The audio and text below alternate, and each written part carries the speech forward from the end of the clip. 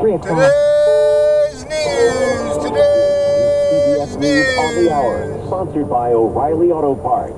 I'm Cammie McCormick. Investors on Wall Street have a whole lot of worries about the economy, and it showed today. The Dow finished 890 points lower. CBS's Jill Schlesinger. The large tariffs, the retaliation of those tariffs, as well as dramatic cutting of government spending and layoffs of government workers have contributed to a sense that there is uncertainty.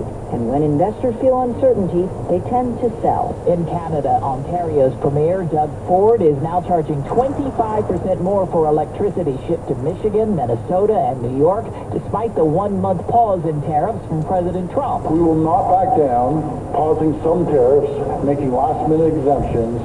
It won't cut it. We need to end the chaos once and for all. China's retaliatory tariffs took effect today on many U.S. farm products. China is the largest overseas market for U.S. chicken, wheat, and corn.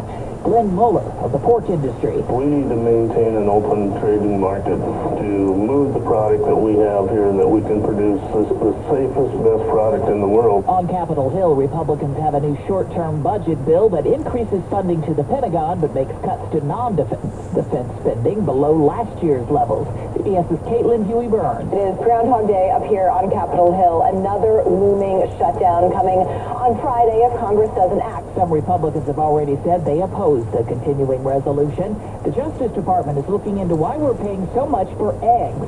CBS's Scott McFarland reports a watchdog group called for the investigation. To review why egg prices are so high, whether it has to do with that bird flu or if there are other potentially more pernicious causes that are raising the prices of eggs. Secretary of State Marco Rubio is in Saudi Arabia for talks on Ukraine. We're trying to end the conflict, we're trying to end the war, we're trying to get both parties to the table. But Ukrainian President Zelensky, who is also in Saudi Arabia, will not be at the talks, and Steven Sistanovich of Brookings says Russia is banking on conflicting signals coming from the White House. The real question about deterring Putin isn't so much whether he's a good guy, we know he isn't, but whether he would be confident of American and Western pushback in the event that he breaks an agreement. And right now, the signals from the Trump administration are that, they might push back and they might not push back. In the North Sea today, a tanker collided with a ship carrying fuel for the U.S. military. One person is missing from the cargo ship.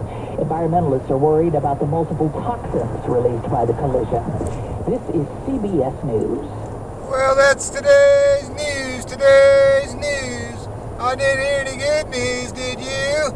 I didn't think so. I guess it's all about perspective. The glass is half full. Well, as always, I'd like to thank you again for coming along with me on these Dash Cam News adventures. You know the drill. Peace, love, and all that hippie jazz. Bye-bye, everybody. It's 62 degrees in Richmond, California.